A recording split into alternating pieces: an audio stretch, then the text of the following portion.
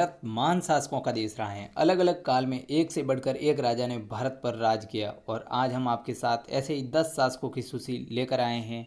ये सूची शासनकाल के समय के अनुसार तैयार की गई है, यानी सुने गए सबसे पुराने शासकों को सबसे पहले दिखाए गए हैं और बाद में आने वाले शासकों को बाद में। तो आइए देखते हैं इसे। 10 ग्रेट किंग्स ऑफ इंडिया। अजात शत्रु मगध पर राज करते थे। ये हरियंका वंश से थे। इनके पिता बिंबिसार थे। अजात शत्रु ने अपने पिता को बंदी बनाकर सत्ता हासिल की थी। अजात शत्रु ने वज्जी को हराकर वैशाली जैसे बड़े राज्य पर नियंत्रण प्राप्त किया। अजात शत्रु ने अपने भाई जो कि खोसला राज्य के राजा थे उन्हें हराकर खोसला पर भी आधिपत्य हासिल किया। अजात शत्रु के समय मगध मध्य भारत का एक बहुत ही शक्तिशाली राज्य था।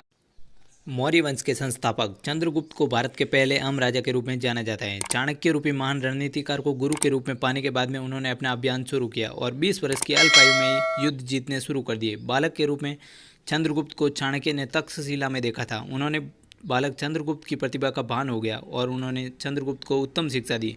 बड़े होने के बाद में चंद्रगुप्त ने नंद वंश का नाश किया और अपने राज्य की शुरुआत की और उन्होंने मगध पर भी कब्जा कर लिया। उसके बाद में पश्चिम में ईरान तक अपना राज्य बढ़ा दिया। उस समय अलेक्जेंडर का सेनापति सेल्यूकस वहां पर राज करता था। चंद्रगुप्त ने युद्ध में हराकर बहुत सा राज्य उससे वापस ले लिया। अशोक महान एक ऐसे शासक थे जिनका राज्य अफगानिस्तान से लेकर बर्मा तक फैला हुआ था। उनकी राजधानी पाटलिपुत्र थी। अशोक को भारत के इतिहास में सबसे शक्तिशाली राजा माना जाता है। अशोक अपने शुरुआती दिनों में बहुत ही कठोर शासक थे, इसीलिए उन्हें चंड अशोक कहा जाता था। परंतु कलिंग युद्ध में लाखों लोगों की मृत्यु को देखकर उनका हृदय परिवर्तन हो गया और उन्होंने विस्तार का अभियान छोड़ दिया।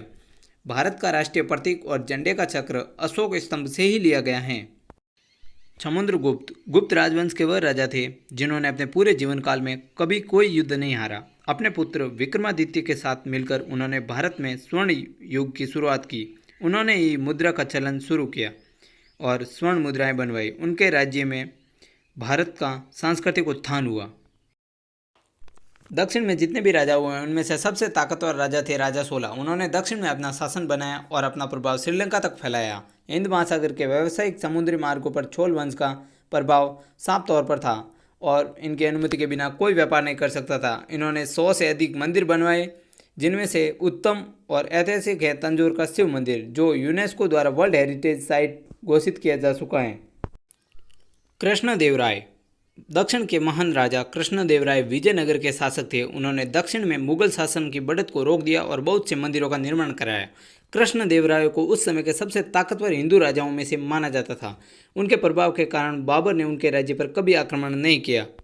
मुगल काल में जब राजपूताना के अन्य शासकों ने मुगलों से संधि कर ली थी, तब मेवाड़ की भूमि पर जिस सूर्य का उदय हुआ उसका नाम था महाराणा प्रताप। माता से मेवाड़ी परंपरा और शौर्य की गाथा सुनकर प्रताप का मन बचपन से ही मातृभूमि की भक्ति में लग गया और उन्होंने अपना जीवन राष्ट्र, कुल और धर्म की रक्षा के लिए अर्पित कर दिया। अकबर से पराजित होने और जंगलों में भटकने के बाद भी उनका साहस नहीं टूटा और महाराणा ने चित्तौड़गढ़ वापस प्राप्त कर लिया। राजपूतों की शान फिर से बढ़ाई। महाराणा प्रताप ने प्रण लिया था कि जब तक वह चित्तौड़ वापस प्राप्त नहीं करेंगे तब तक न पलंग पर सोएंगे और न ही सोने की थालियों में खाना खाएंगे। अपने कर्म के लिए राज्य सुख का उपभोग त्याग दिया।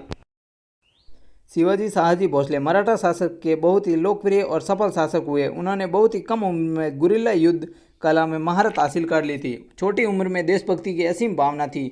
उन्हें मुगल शासक बिल्कुल भी पसंद नहीं थे। शिवाजी महाराज एक कुशल नेता, सफल राजनीतिज्ञ और चतुर रणनीतिकार थे। अपने उत्तम समय में इनके पास 1 लाख से अधिक ज़्यादा सैनिक मौजूद थे। उन्होंने अपनी युद्ध कला के नियम अपनी शिवाजी सूत्र में लिखे हैं। उन्होंने राजकाज के काम के लिए पर्शियन भाषा की जगह मराठी और संस्कृत भाषा का उपयोग करने के नियम बनाए। पृथ्वीराज चौहान चौहान वंश के राजपूत राजा थे। ये भारतेश्वर, पृथ्वीराज तृतीय, हिंदू सम्राट और रायपितोरा आदि नामों से भी जाने जाते हैं। इन्होंने 20 साल की उम्र में ही सिंहासन संभालने के बाद अजमेर और दिल्ली जैसे बड़े राज्यों पर शासन करना शुरू किया, जिनके बाद इन्होंने राजस्थान और हरियाणा आदि कई राज्यों पर भी शासन किया। अंतिम हिंदू सम्राट के रूप में भी पृथ्वीराज चौहान को जाना जाता है। महारानी लक्ष्मीबाई का जन्म 19 नवंबर 1828 में हुआ और 18 जून 1858 में वीर गति को प्राप्त हुई। रानी लक्ष्मीबाई मराठा शासित झांसी राज्य की रानी और 1857 की राज्य क्रांति की द्वितीय शहीद वीरांगना थी। उन्होंने सिर्फ 29 साल की उम्र में अंग्रेजी साम्राज्य की सेना से युद्ध किया और वीर गति को प्राप्त हुई। तो दोस्तों, ये तो थी भारत के 10 प्रभावशाली राजाओं की सूची। निश्चित रूप से भारत ने कई अन्य महान राजाओं को देखा है और संभव है कि कुछ मायनों में वे यहाँ दिखाए गए राजाओं से बेहतर हैं। यदि आप उनके बारे में हमें बताना चाहते हैं तो कृपया कमेंट के माध्यम से बताएं। और ऐसी अच्छी जानकारी की वीडियो के लिए हमारे चैनल को सब्सक्राइब करें और वीडियो को लाइक करें और शेयर ज़रूर करें दोस्तों। धन्यवाद।